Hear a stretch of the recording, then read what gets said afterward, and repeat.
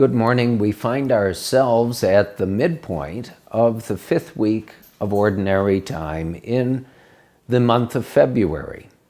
There is a feast coming up. It will be the last Friday of the month, celebrated on Friday this year, February 22nd, of which I would like to just speak briefly by way of review. It's the Feast of the Chair of St. Peter.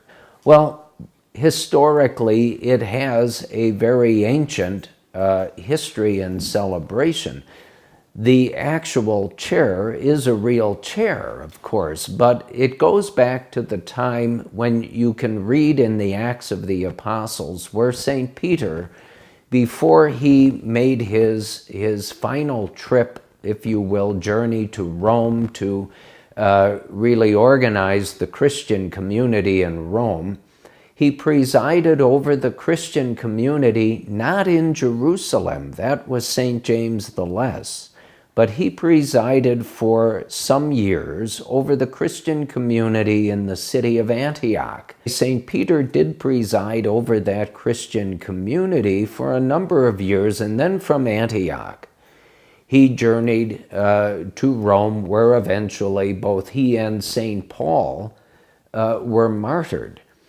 But the chair of St. Peter refers to that period of time when St. Peter presided over the community of Christians in Antioch. Now, from the day of Pentecost, St. Peter was acknowledged by the other apostles and by all of those first Christians, and Christians as time went on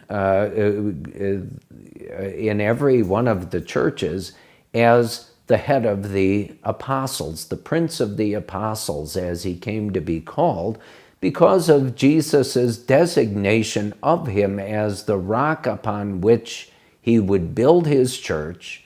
And as we know, St. Peter, in his conversation with Jesus after the resurrection, Jesus said, I have prayed for you, Peter, that your faith may not fail and that you will sustain the faith of your brothers. So it was readily acknowledged that it was St. Peter, designated by Jesus himself, who would be the first Pope, the Prince of the Apostles, and would be the rock of faith upon which Jesus built his church, which of course he was. But the chair represents the Petrine authority that Jesus specifically gives to St. Peter to lead the church, and which is handed on from St. Peter to each of his successors in turn, down to our current Pope Francis, and it will continue to be that way until the end of the world. And so it's a feast in which the Church wants us not only to recall the importance and